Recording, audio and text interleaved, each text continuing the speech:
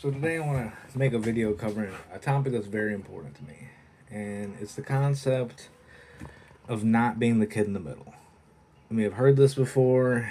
You may have seen or heard songs about it, shows, movies, whatever. If you're not familiar with the concept, to be the kid in the middle is when something serious is happening or anything's happening really. You're not doing anything.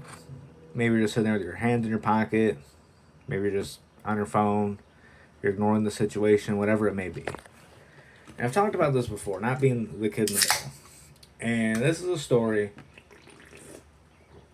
of how a simple trip to the Dollar General may have resulted in me saving someone's life.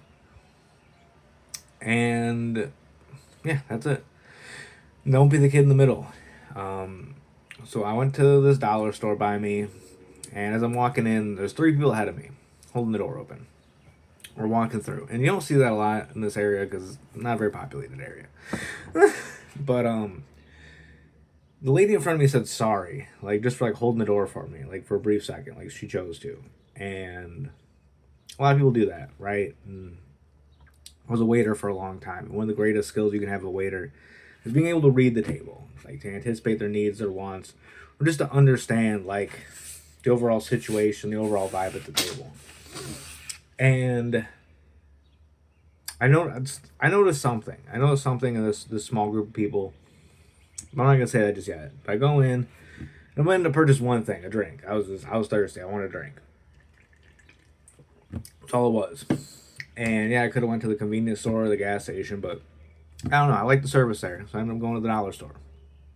And I'm standing in line, and the person ahead of me was about to check me. I mean, like the cashier was about to check me out. And you just hear this something loud, just running through the store, and it got my attention. And it was this guy. There was two people ahead of me when we walked in the door. And mind you, this guy's got to be like 6'2", 300 pounds. This is a big dude just running through this very small dollar store. And I was like, oh shit, like someone taught me, you're either running to something or running from something. And so in a second, I kind of had to analyze the situation. I was like, all right, is this guy running to something or from something? He was running to something. I could just tell. I don't know.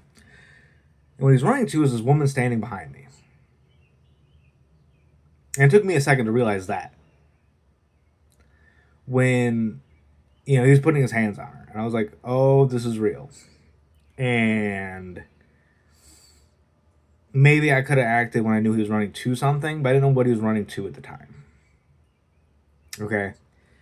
So he starts to put his hands on this woman, and I interfere. I don't... Listen, this man's 300 pounds, 6'2", could probably tear me apart. Like, let's be honest. If you know me, I'm 5'4". My Tinder says I'm 5'3", like Pretty Ricky. So yeah, the odds are not in my favor. But like, if this is really gonna happen right in front of me, I'm at least be able to say like I tried to help. So yeah, he puts his hand on this woman, and it takes me a second to realize that, because like I just heard this man running, and I kind of looked away for a second, and then like when I looked back, I was like, oh, this is happening right in front of me. So I threw him off of her, and he's putting his hands towards her throat. And I don't know if he swung at her, if he hit her. She was fine. Before you get worried, in that case, like physically, she was fine.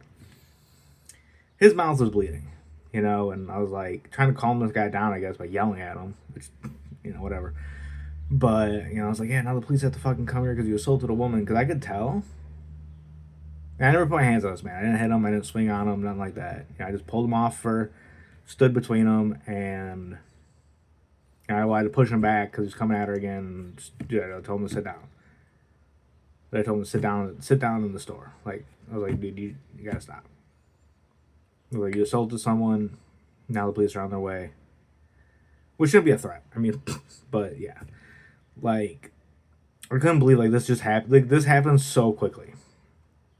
And it was at this point I realized the man wasn't like completely there, like in the sense, I don't know the right way to say it, but mentally he had like the mental capacity of a child.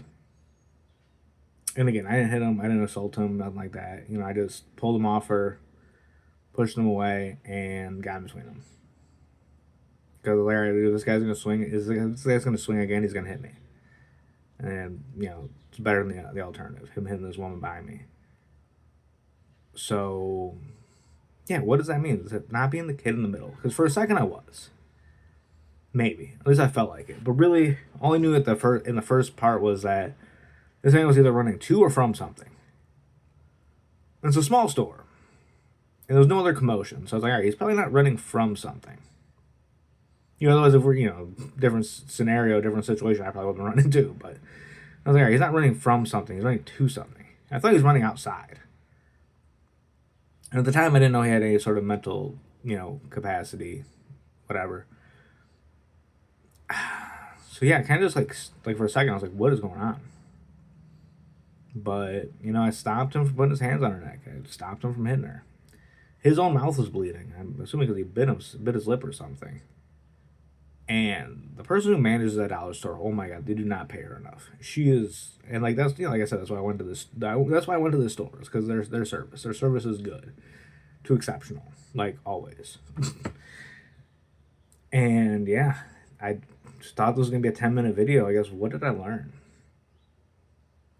Sometimes you got to do something. Don't be that kid in the middle.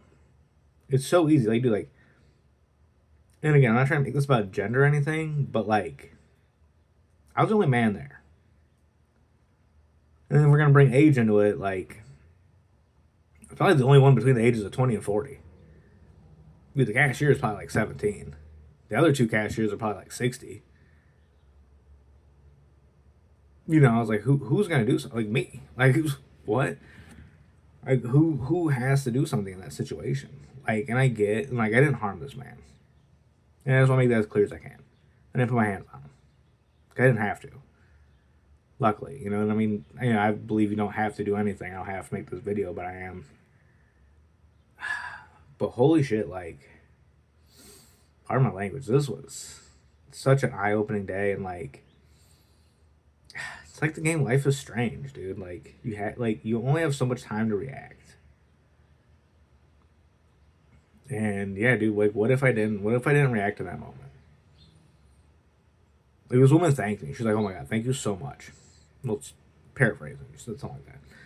And I was like, "Yeah." I mean, I was like, "Don't." I was like, I didn't know what to say. I was so like ramble. I was like, "Yeah." I was like, "I'm just so glad you're okay." And I don't know what happened after that. You know, I know they had to make a few calls, and I believe he had to go back to the hospital. You know, and dude, luckily no one was severely hurt. And that was the thing. Like, what if it was a different scenario? Could have been like a jealous ex or husband or brother or someone like who like really had the intention of hurting her. And I was in that store for all of like 2 minutes max, like before all this happened. Just throwing that out there. Like, what are the odds? Like, what are the odds? You know, walk to the store to go get something to drink. I just happened to like kind of interact with the lady at the front, like when she was holding the door for me, and I could tell something was up. Yeah, she was a social worker.